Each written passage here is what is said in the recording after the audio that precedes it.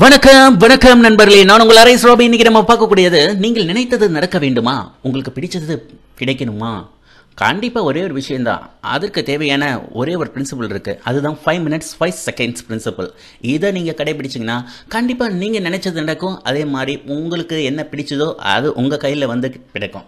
இதை எப்படி செய்யணும் அப்படின்றது தான் இந்த காணொலி முழுமையாக பார்க்க போகிறோம். அதுக்கு முன்பு நம்ம சேனல் அரேஸ் ரோபியை சப்ஸ்கிரைப் பண்ணிடுங்க. வாங்க காணொலிக்கு போகலாம். ஆம் நண்பர்களே, அதாவது 5 minutes 5 seconds இந்த பிரின்சிபல் என்ன அப்படின்னு சொல்கிறோம் அப்படின்னு கேட்டிங்கன்னா, இந்த 5 minutes அப்படின்னு சொல்கிறது வந்து முதலில் உங்கள் எண்ணோட்டங்களை உங்களால் கட்டுப்படுத்தி ஒரு நேர்கோணலில் கொண்டு போக முடியுமா அப்படின்னு கேட்டிங்கன்னா, கண்டிப்பாக அதை ஒரு விஷயத்தை நீங்கள் செய்தீர்கள் என்றால் உங்கள் வாழ்க்கையில் பாதி கடலை தாண்டிட்டீங்கன்னு அர்த்தம்.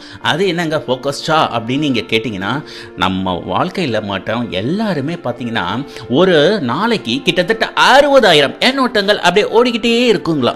அப்போ அந்த 60,000 எண்ணோட்டத்தில் நல்லது கெட்டது, இன்பம் துன்பம், தனக்கு நல்லது மற்றவனுக்கு கெட்டது, மற்றவனுக்கு கெட்டது தனக்கு நல்லது, இந்த மாதிரி பலதரப்பட்ட எண்ணங்கள் ஓடிக்கிட்டு இருக்கிற சமயத்தில் நம்மளுடைய இலக்கை நோக்கி ஒரு விஷயம் நம்ம அப்படியே ஃபோக்கஸ்டாக திங்க் பண்ண முடியுமா அப்படின்னு கேட்டிங்கன்னா முடியும். அதற்கான பயிற்சிகள் நீங்கள் எடுக்க வேண்டும். அப்படி செய்தீர்கள் என்றால் நீங்கள் பாதி கடலை தாண்டிட்டீங்க. ஃபோக்கஸ்ட் அதுதான். அடுத்த விஷயம் 5 secondsனா ஃப்ரேமிங். கண்டிப்பாக அது எப்படி ஒரு நேர்கோணலில் கொண்டு போயிட்டு அதற்கான ஆயத்த பணிகளில் நீங்கள் ஈடுபட்டு உடனே செயல்படுகிறீர்கள், அது ரொம்ப முக்கியம். உடனே செயல்படுகிறீர்கள். 5 நிமிஷம் அப்படியே ஃபோக்கஸ்டாக நினைச்சது மட்டும் கிடையாது. அடுத்து அதற்கான ஆயத்த பணிகளில் ஈடுபட்டு அதற்கு என்ன செய்ய வேண்டுமோ உடனே செய்றீங்களா, அதுதாங்க. ஆனால் என்ன நடக்கும் அப்படின்னு பார்த்தீங்கன்னா, அன்பார்ச்சுனேட்டா துரதிர்ஷ்டவசமா ப்ரோகாஸ்டினேஷன், அதை அப்படியே தள்ளி போடுவீங்க.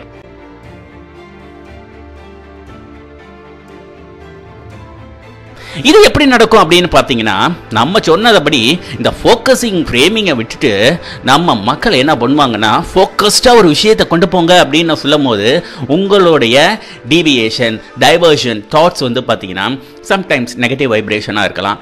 இல்லை உங்களுக்குள்ளே இருக்கக்கூடிய அந்த எண்ண ஓட்டங்கள் தவறான பாதையில் பயணம் பண்ணும் பொழுது கண்டிப்பாக அந்த ஃபோக்கஸ்ட் அந்த நேர்கோணலில் நீங்கள் கொண்டு போக நினைக்கக்கூடிய அந்த இதுலேருந்து நீங்கள் டீவியேட் ஆகலாம். இதுதான் நடக்கும். அடுத்து அதுலேருந்து அடுத்த ஃப்ரேமிங்க்கு வரும்போது கண்டிப்பாக நீங்கள் அந்த கொண்டு போகும்பொழுது என்ன ஆகும் அப்படின்னா, சில பேர்கிட்ட வந்து உடனே செய்யக்கூடிய அந்த பக்குவம் இருக்கும். எதை எடுத்தாலும் டக்குன்னு செய்யணும்டா, இது முடிச்சிடணும்டா அப்படின்னு நினைப்பாங்க. ஆனால் பலர் என்ன பண்ணுவாங்க, இதை ஏன் 1 மணி நேரம் கழிச்சு செய்யக்கூடாது, இது ஏன் நாளைக்கு செய்யக்கூடாது, இதை ஏன் நான் வந்து பேசாமல் அடுத்த வாரம் செய்யலாமே அப்படின்னு தள்ளி போடுவாங்க. இந்த ப்ரோகாஸ்டினேஷன் சைக்கிள் வரும்போது எப்படி ஆகும் அப்படின்னு கேட்டிங்கன்னா, முதல்ல தனக்குள்ள ஒரு சின்ன ஒரு பயத்தை அப்படியே உருவாக்கும், ஒரு கில்ட்டி ஃபீலிங் எல்லாம். அதுக்கப்புறம் பார்த்தீங்கன்னா ஒரு பயம், ஐயோ இந்த இதை நம்மளால செய்ய முடியுமா அப்படின்னு ஒரு பயத்தை உருவாக்கும். அடுத்தது பார்த்தீங்கன்னா சின்ன எக்ஸ்கியூசஸ் எல்லாம் கொடுக்குற மாதிரி, இந்த ஸ்கூல் பசங்கள்லாம் எப்படி பள்ளியில் இருக்கக்கூடிய அந்த கொடுக்கக்கூடிய ஹோம்ஒர்க்கை எழுதாமல் போகும்போது ஒரு ஹோம்ஒர்க்கை அந்த இதுக்கு எக்ஸ்கியூசஸ் கொடுப்பாங்க பார்த்தீங்களா, அந்த மாதிரி எக்ஸ்கியூசஸ். இதை நம்ம செய்யணுமா, இப்போ இதை செய்யாமல் இருக்கிறதுக்கு என்ன சொல்லலாம், என்ன பண்ணலாம் அப்படின்னு அந்த மாதிரி நோக்கத்தோட பயணம் பண்ண ஆரம்பிச்சிருவாங்க.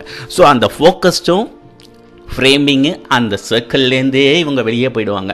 இதுதாங்க காரணம். ஸோ அந்த 5 minutes ஃபோக்கஸ்டு 5 seconds ஃப்ரேமிங், அந்த ப்ரோகாஸ்டினேஷன்லேருந்து வெளியேற்பது, அதாவது தன்னுடைய காரியம் ஒருத்த நிமிஷம் என்ன பண்ணணும் ஆயத்த பணிகளில் ஈடுபடுவது, அதை செஞ்சாங்கன்னா கண்டிப்பாக உங்கள் லைஃப்பில் நீங்கள் நினைச்ச ஒரு விஷயத்தை இந்த 5 minutes 5 seconds ரூல் உங்களுடைய வாழ்க்கையில் மேன்மையடையவும் அதே சமயத்தில் முழுமையடையவும் எல்லாவற்றிற்கும் மேலாக நீங்கள் ஒரு ஹோலிஸ்டிக் லைஃப்னு சொல்ல பார்த்தீங்களா, அதாவது உங்கள் வாழ்க்கை ஒரு மேம்பட திறம்பட எல்லாவற்றுக்கும் மேலே ஒரு வெற்றியாளனாக கண்டிப்பாக சாதனையாளனாக வாழ முடியும். இதை கடைபிடித்தீர்கள் என்றால். ஸோ 5 minutes 5 seconds ரூல் இன்னும் தெளிவாக சொல்கிறேனே, அதாவது இந்த 5 minutes ஃபோக்கஸிங் வந்து சாதாரண விஷயம் கிடையாது.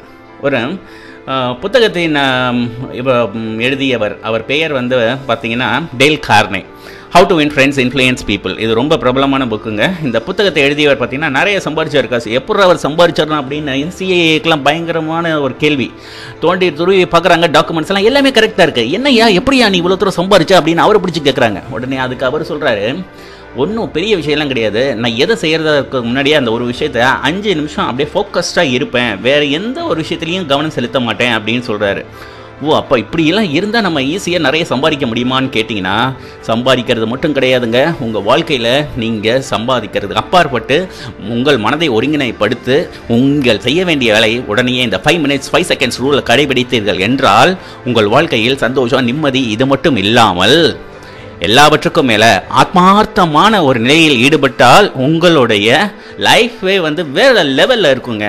ட்ரை பண்ணி பாருங்க. 5 minutes 5 seconds ரூல் எந்த அளவுக்கு உங்கள் வாழ்க்கையை மேம்படுத்த போகிறது அப்படின்றது. எஸ் மை டியர் ஃப்ரெண்ட்ஸ், இந்த காணொலியை பொறுமையாக பார்த்தமைக்கு மிக்க நன்றி. ஸோ உங்கள் லைஃபை 5 minutes 5 seconds focusing framing try பண்ணி பாருங்க. தேங்க்யூ. மறக்காம நம்ம சேனல் ஐரிஸ் ரோபியா சப்ஸ்கிரைப் பண்ணுங்க. Thank you so much my dear friends. Bye bye.